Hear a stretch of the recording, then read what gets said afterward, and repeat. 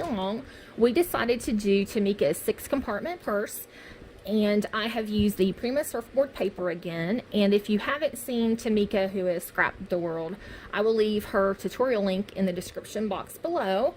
And I used a doily here at the top, as well as some corner metal pieces and some lace over the handle, and put some little tiny bows from Hobby Lobby at the base of the handle on each side.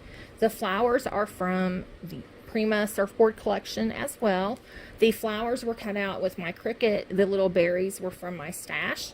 And then it opens up, and I did put this gold decorative paper here, and I just used a punch that I've had in my stash forever.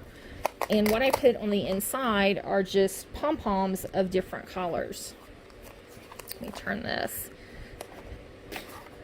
And then I just have the mint and some pink,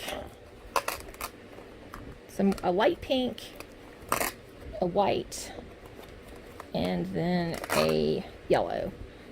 I did 3 different sizes. I used the smallest of the We Are memory keepers, and they do get a little squashed in the compartments, so she'll probably have to fluff them up and may even need to trim another piece or 2 off. And the smaller ones, I used, I think it was a 3/4 inch and a 1/2 inch pom-pom maker, and to be honest, I can never tell the difference in them. I think these are the 2 smaller ones, and these are the 2 larger, and it really is not that bright of a yellow. It's more of a creamy yellow, but it's showing up really bright on camera. So this is another project for Becky.